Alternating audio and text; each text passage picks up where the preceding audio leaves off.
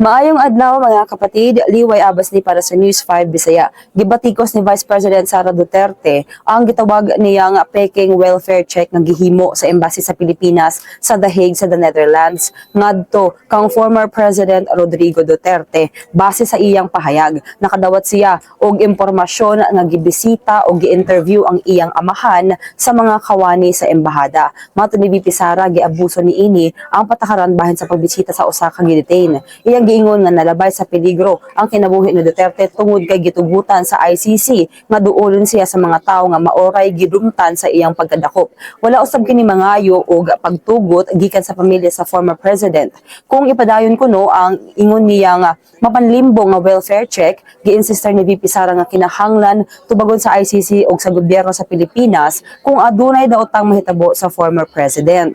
Sa taliwala niini, gibirahan sab niya si President Bongbong Marcos kay napakyas kuno kini sa pagtagad sa mga overseas Filipino workers nga hangtod karon wala kasinatian nga welfare check gikan sa gobyerno. Kini sa mga tong update, magpadayon na sa pagbantay sa social media page sa News 5 para sa uban pa mga balita ug update. Amping tang tanan.